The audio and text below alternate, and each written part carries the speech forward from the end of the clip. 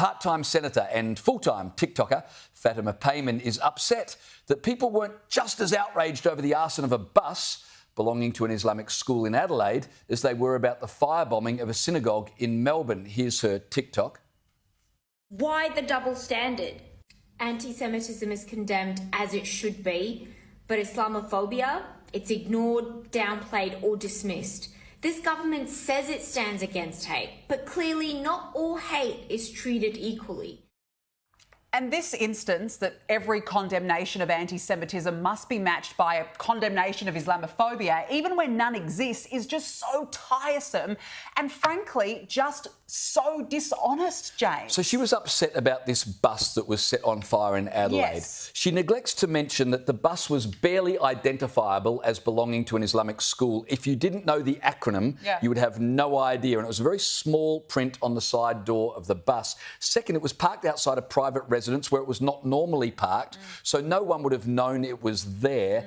And the fire occurred at midnight. Now, the driver of the bus, Errol Kosh, told the Adelaide Advertiser he thought it was a completely opportunistic crime. It was not targeted. The school themselves said they didn't believe it was targeted. But an imam said, gee, lucky there were no children on board. The fire was at midnight. Of course there were no children on board. You know, there's that old moving pictures song, What About Me? Yes. It isn't fair. I've had enough now. I want my share. Fatima Payman strikes me as someone who that must be on repeat with Spotify for her. Yeah. Because, you know, it's not enough for her to simply say what happened at the Melbourne synagogue was disgraceful. We recognise the upset that must have caused. She can't acknowledge that without having something of her own to feel victimised about and to claim sympathy. And that's one of the reasons why the division keeps going. Exactly. But we've seen this from the very beginning, haven't we? have. Since October 7.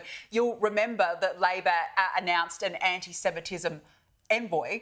And at the very same day, on the very same day, in the same breath, they also announced an envoy for Islamophobia when there was only one, as we know, James, that was occurring in this country. But this is the narrative we've heard time and time again, and I'm finding more, and aside from Fatima Payman, Labor MPs just can't bring themselves to say anti-Semitism.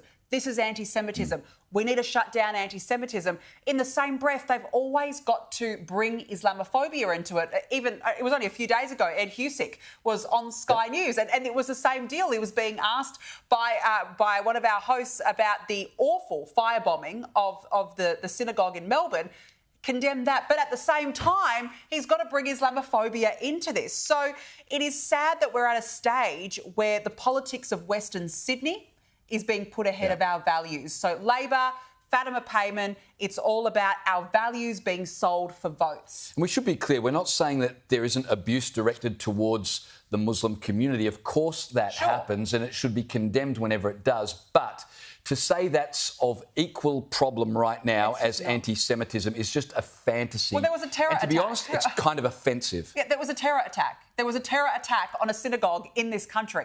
That is a problem. With people in the building when the firebombing occurred, as occurred to a bus at midnight, parked outside a private residence that was barely identifiable. Exactly.